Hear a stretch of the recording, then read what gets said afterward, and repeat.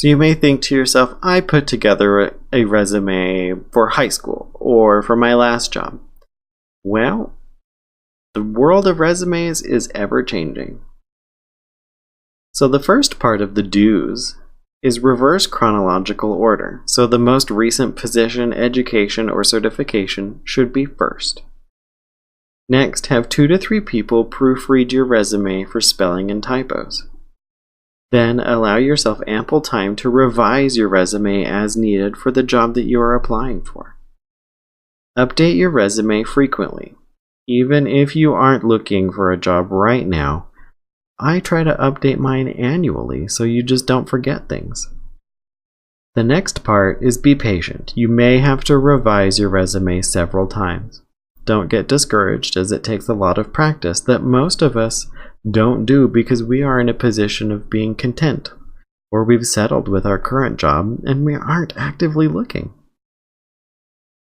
Some words you really want to use frequently, or buzzwords, are team, degree, and experience. The next part is watching out for that font. We don't want any kind of wingdings because that makes it really hard to read. I am a traditionalist and I prefer Times New Roman 12-point font. But depending on the position that you are applying for, you can change this up. If you are like a digital designer or would like to work on a digital design, or even a creator of some type, you might want to individualize it. I've seen one where it is a baker who's applying for a job and he has baked donuts, and the box itself is his resume. Do your research, and we'll talk more about this in maybe the interview section on how to make sure you're meeting the culture of your workplace. So these are some things that might have changed, and these are some things that you might not know whether or not they were do or do not. So don't do more than 1 page, unless you have a master's degree or a doctorate. If you do go beyond 1 page, consider what's more important for your future employer to know, and what things you need to prioritize for the first page. As most employers who are making the interview decisions and looking at your resume, they are not going to look at that second page. The next one, and a surprising one at that, is trying not to use bullet points. Design it in such a way that bullet points aren't needed. These can take away from the white space and make the reader's eyes focus only on the bullets and less on the content behind those bullets. Now, for the company that I work for, I often review other people's resumes who are applying. And one of the things that has really become a big issue is an unprofessional email. The world now runs on email, and physical mail is becoming obsolete. So it's time to update your old high school email address to something more professional. I am not going to hire or interview someone with an email that is soccerchick101@gmail.com or j420@blazeit.com. Also, no references on your resume. However, they should be the same font and look as your resume, but on a different sheet. But we will get to that at a later date. And lastly, no photos on your resume. Most employers will now just search social media so they can see what you look like in your natural habitat. Besides, it wastes space that you could be using to sell yourself.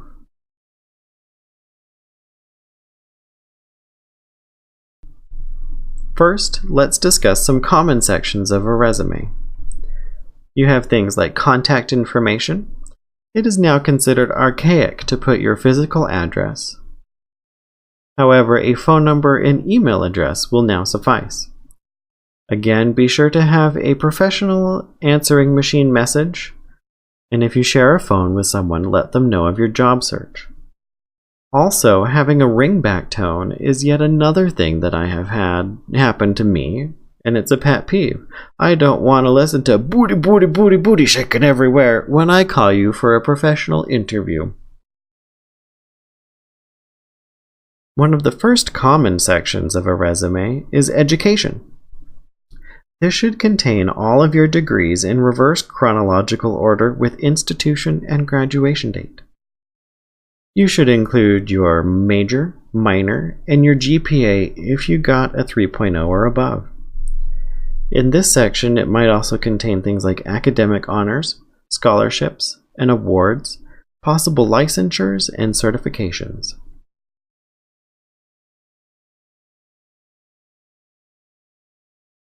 The next section is experience. This can be paid experience, internships, or volunteer work. Please, please, please, no subject words under any circumstances. So that is no you, no I, no we, and so on. And you should always start each sentence with an action verb. Now put a pin in this for later, but you're going to be doing some of this as part of this section's assignment. Make sure you've placed the most important things that you've done within the top 2 bullet points, because it's going to get skipped if it's in the last half. Also, use jargon if appropriate. This should include things like your position title, your organization, the location of which you worked, and the dates you worked, or if you're currently employed here.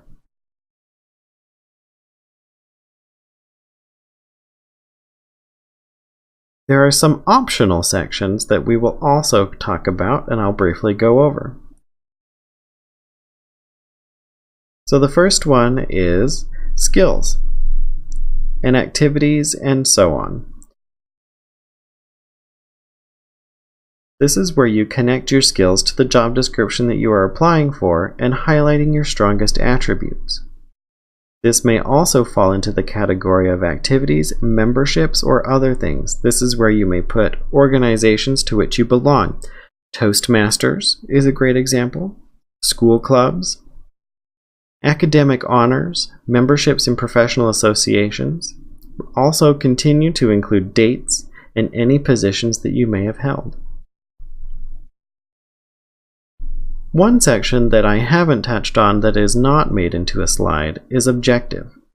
This is 1 or 2 lines where you state the position that you are applying for, your preferred work environment, and other skills you'd like to utilize in this position. As someone who has helped with looking at resumes and doing resume reviews, the objective portion is also becoming archaic, and I would prefer that you not utilize that. Last but not least is this world is both physical and digital. So these are things to be aware of. Digital resumes should always be in .pdf form. This is considered the standard for the digital world. If you're going to scan a physical resume to send it online, make sure it hasn't folded or that your scanner chews on the corners. You want it crisp and fresh. I'm going to use the word crisp several more times to describe your resume. Last, to watch for things like format. Make sure everything is aligned with each other utilizing the ruler and the grid system in your word processor of choice.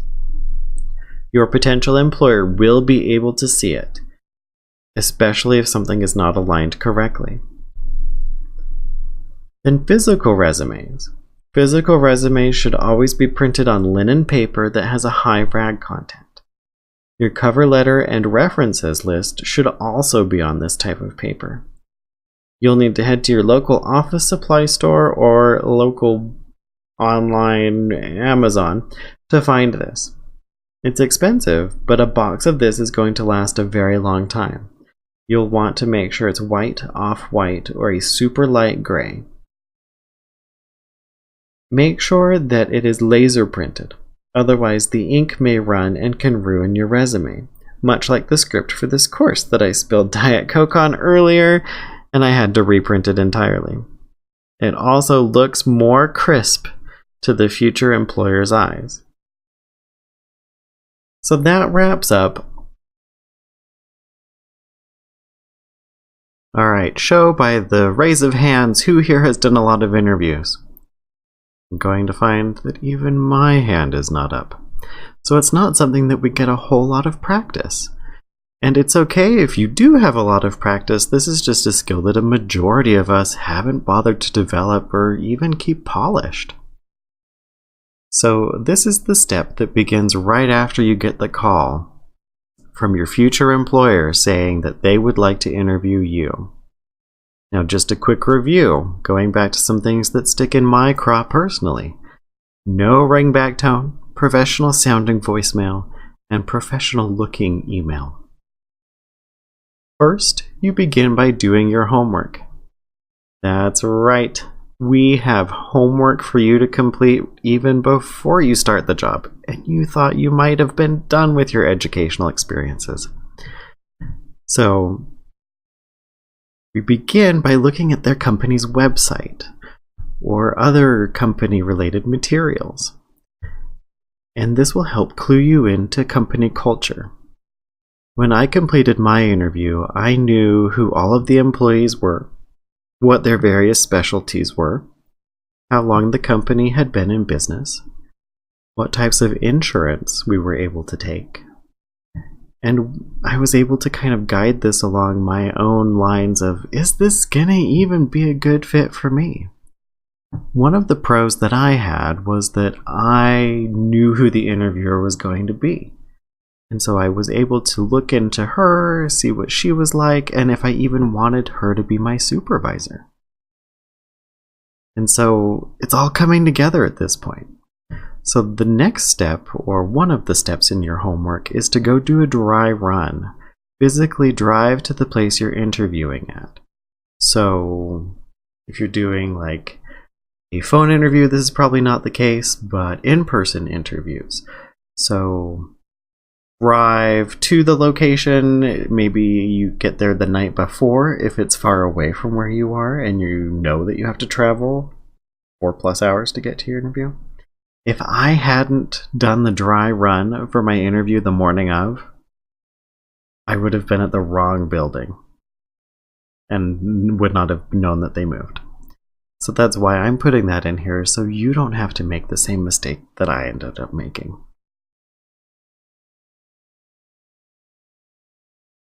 The next step, and maybe one of the more toughest of all of the steps, is to begin preparing and practicing. Think about some detailed and focused answers to some common questions. Maybe even do some mock interviews with a trusted family member or friend, someone that can give you good feedback. Don't let them be afraid to give you criticisms. Make sure they focus on both the good and the not so good so that you can grow better at this whole interviewing thing. Because it's not easy. So we want to make sure that you emphasize enthusiasm, like you worked hard to get to this point of the interview. Why blow it now by not being enthusiastic? Flexibility. Who here likes flexibility? Like, I like it, and I'm sure a lot of you do too. And last but not least is confidence. You want to appear very confident when you do this, so you need that practice. So take the time to formulate your answers in an interview and do some quick thinking prior, and it will help you out immensely. So think about an overview of a situation and what actions you took to help that situation. A common question might be, what was the most complex assignment that you've had, and what was the process? Go ahead and jot down some key concepts, maybe some ideas from the company website. Think through various responses in your head and how they relate to succeeding in the past. Make sure that you focus on the outcome, as that is what your employer would like to focus on, and maybe how you got there, what type of problem solving or creative thinking skills you used. Another thing that is not currently on this list but should probably be is make sure you're emphasizing a strong work ethic.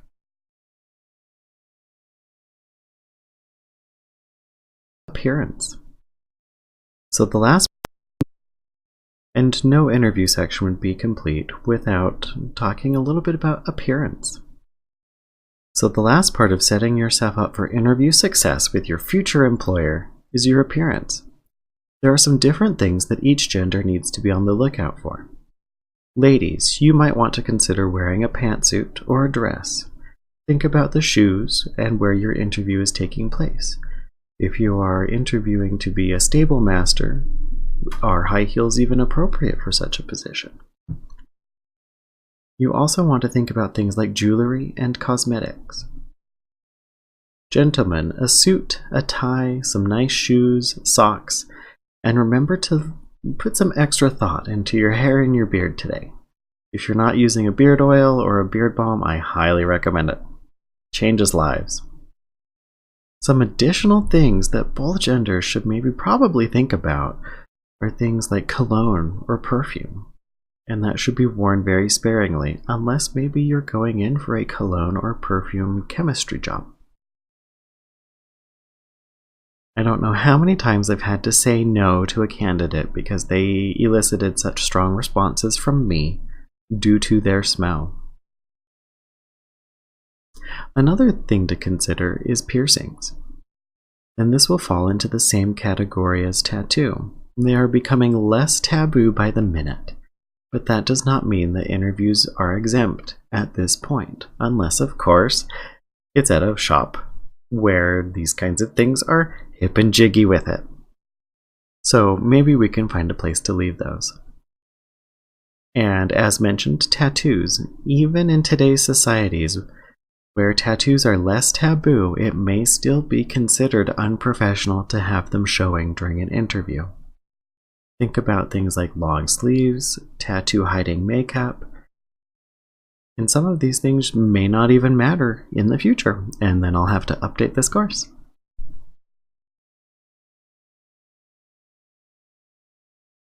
That wraps up the before section.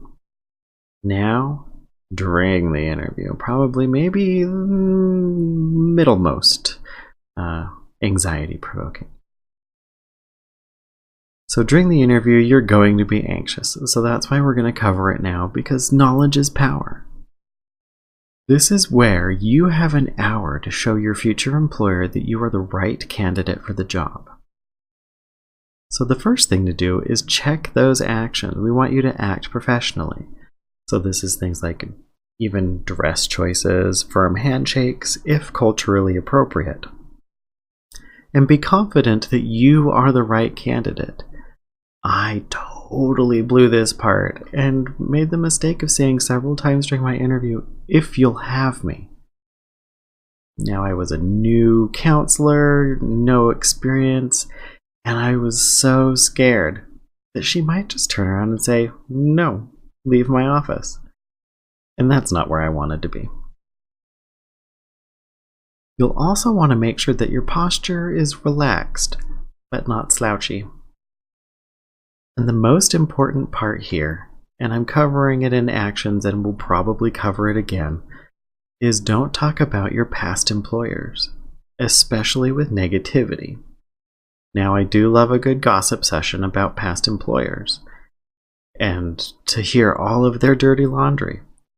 But that also means that if you don't work out with our company, are you going to go tell everybody the things that we may have done wrong? Granted, we will try to always fix our mistakes, but we're all human. Nobody's perfect. So that also would mean that, well, you're probably not going to be a candidate if you're just offering me some gossip. You'll also want to converse with your interviewer. Now we're doing this one together because actions and conversation are very much linked together. So you'll want to see your body language. If you talk with your hands, talk with your hands. It shows me that you are passionate about that. And it looks really awkward if you're trying to keep your hands to your side. You'll want to interject your own questions while they are asking you. So a sampling of questions that I like to be asked as an interviewer are, what have been the best part about working for this company? Why have you chosen to stay here as long as you have? What is even a typical day for you or someone in the position that I'm interviewing in? Be authentic, be yourself. If by the time you've been hired and you were someone else completely during the interview, then maybe they'll start to rethink what motivates you, and or you might not have a position for long.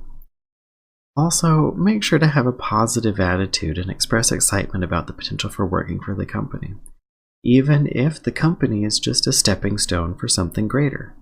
You want to show respect to the colleagues that maybe got you to where you were and taught you some of the skills.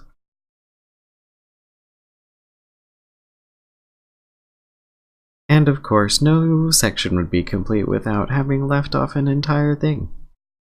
So grab those pens and papers because you're going to need them. Now we're going to talk a little tiny itty bitty bit about body language. Here are some do's and don'ts. Do plant your feet on the ground. You will be grounded, and this will put you as well as your interviewer at ease. There's a good chance that your interviewer is someone like me who doesn't really like to meet new people, and you might be a great candidate for our team, so I'm anxious about you being perfect, or you being the right fit. Also, make sure to work on that walk. If you walk with your head down or walk sheepishly, try to pretend that you have the job and walk like you really mean it. Next, you probably should nod your head while listening, but making sure to find that right balance between nodding along in agreement and nodding along as a bobblehead on someone's dashboard. Also, you'll want to sit all the way back in your seat. Don't look like you're going to get up and leave during the whole interview. Nothing can make me more anxious as your interviewer than you, who looks like you would like to bolt. Lastly, as we did discuss before, is use your hands to talk if you need to. Nothing shows me passion like that. So, as promised, some things maybe to not do. Probably not cross your arms. This gives me, your interviewer, the idea that you're shutting down.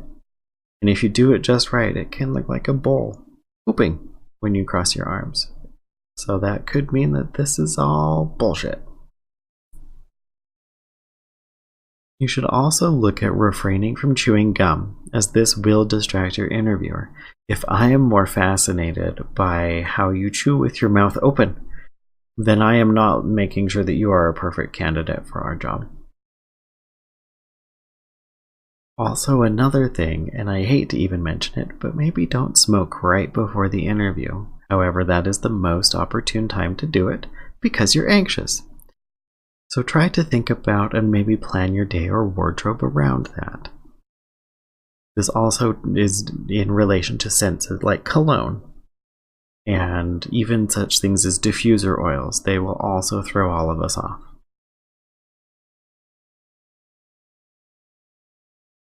After the interview is when a candidate can make or break the whole interview. Always follow up within 48 hours with a thank you note. These can be typed, handwritten, or emailed depending on the company culture. Keep it brief and reiterate your interest in the position. If your interviewer forgot to ask for your references, now is the time to give them over. And lastly, this will give you both a chance to come back together and say, we're going to talk again in a week, 2 weeks. I followed all of those above and I got the job. I turned in my thank you note and my references, and that's when I knew that I had the position. People remember how you made them feel, not what you made them think. The next part is reviewing yourself. What were some of the key pieces of information that you want to remember about your potential employer, or maybe the potential company that you'll work at? List all of these details that you want to remember about the job, and then assess your own performance. Look for ways to improve, such things like a mock interview with friends or family. And I would suggest that even if the job was an excellent fit for you, that you still want to always do this type of review. All right, and that brings us to the end of the post-interview exchanges.